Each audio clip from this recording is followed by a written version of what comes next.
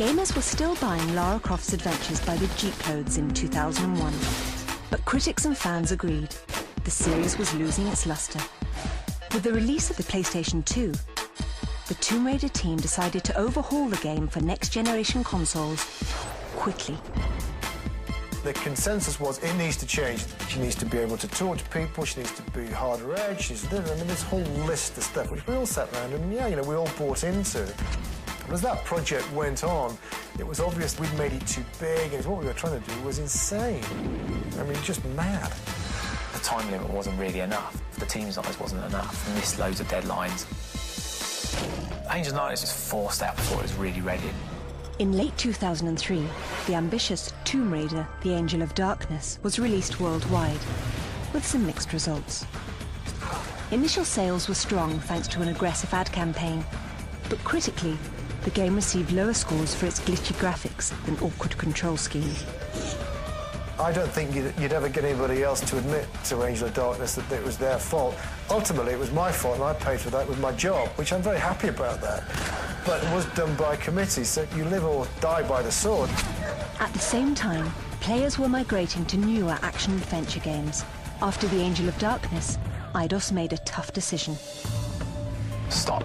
We're going to have to take this away. We've got to put this Jewel in the Crown franchise. We've got to be seen to be making a new start, so they took it over and gave it to the Crystal Dynamics in the States. In order to creatively jumpstart the series, developers at Crystal Dynamics knew they would have to make some big changes for Eidos, while staying true to the series' roots. Coming back and starting to work on Tomb Raider Legend posed a number of challenges, because one of the biggest questions that were asked was, is the franchise still alive today? Is a consumer interested? An old friend jumped in to help answer those questions.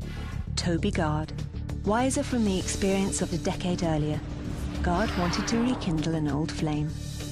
I wanted to get back involved because I felt like I could help to sort of guide the brand and guide Lara back in a sort of direction I thought that the original Tomb Raider was taking it. With Toby's help, developers started the difficult task of reinventing the series. The overhaul began with the leading lady herself. For the newest game, the buxom booty hunter received a full body change. I decided to sort of turn it on its head, how we were approaching the character design, which was to keep very, very caricatured proportions and shape, but then go for real realism in terms of muscle and bone structure and detail. Next up, Crystal Dynamics made Lara's actions much more fluid, allowing killer combinations of moves. Like a pro gymnast, Lara could run, jump and flip through Legend's intricate tombs. The new environments were a huge draw for longtime fans. In April of 2006, Eidos released Tomb Raider Legend. In the opening scene, 9-year-old Lara was traveling with her mother when the plane crash-landed in the Himalayas. The Crofts stumbled on an ancient artifact, and Lara's mother accidentally got sucked into a bizarre time rift. The concept is this plane crash that she suffered at a young age in the Himalayas and having to escape on her own, breaking her out of this sort of cozy lifestyle. Critics loved the revamped control scheme and called it a true return to the series' roots. The changes paid off. Legends sold over 3 million copies worldwide, becoming the fastest-selling Tomb Raider game ever.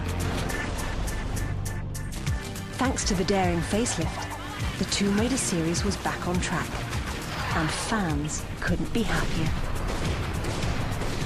We've just really scratched the surface of what you can do with Tomb Raider up until now, and so the future it's just going to hold so much more.